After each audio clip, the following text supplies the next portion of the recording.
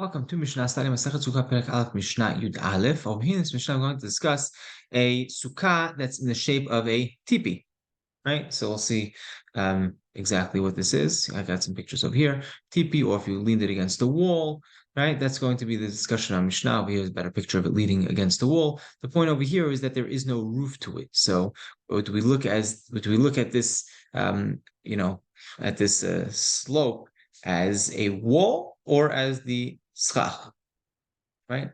Well, the sukkah really needs to have both. So it's going to really be stuck from either side. So let's see how Mishnah.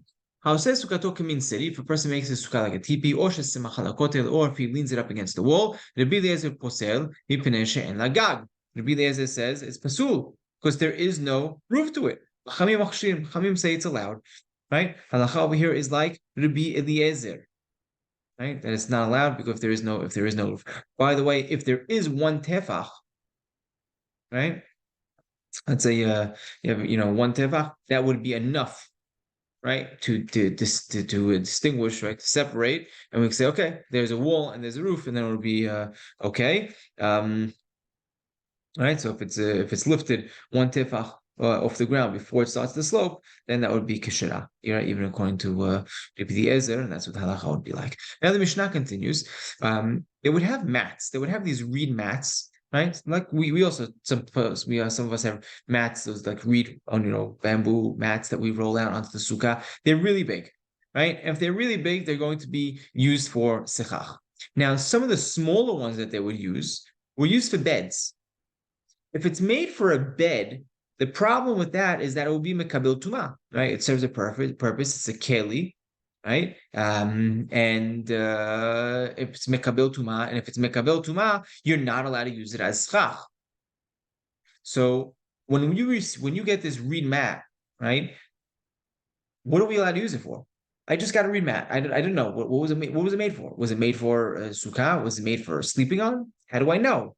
So that's going to be our discussion in the next part of the Mishnah. Mahatzel takanim, right? If you have these reed mats, so if it's mahatzel gedula, right? And by the way, it explains according to Rambam the way he understands it, based off the Gemara, because the Gemara plays around this Mishnah. I'm just going to read it right into the Mishnah. But if you have a big reed mat, right? So there, asa'a l'shchiva, right? So regular reed mats, right? Or just a stam, a regular reed mat is made for. Tanakama says reed mats, regular stam reed mat. If it's small, it's made for shechiva. It's made for sleeping on. And if it's stam, a regular big one, if it's big, then it's going to be for schach. Right? So now the Mishnah says a big one, right? Asa al shechiva, meaning what? If it was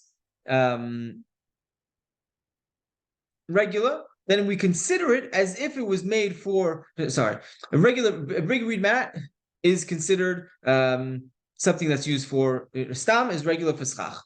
But if he specified that he made it for sleeping on, even if it's big, then it's mekabel tuma ve'em. That is considered a bed, right?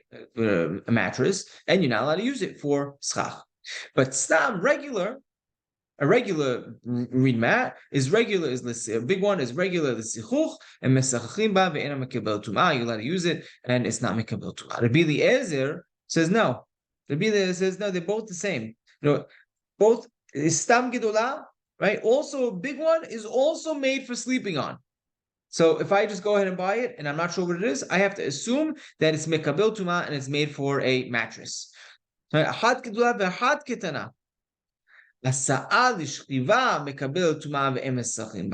Right? Usually, right, the stam is made for sleeping on, and it's mekabel tumah, and you're not allowed to use it. But if a person specifies and says, "No, I made this for sechach," then it's the sichuch, right? Then you could use that for sechach, and misachachim ba, ve'ena mekabel tumah. You are allowed to use it, and it's not mekabel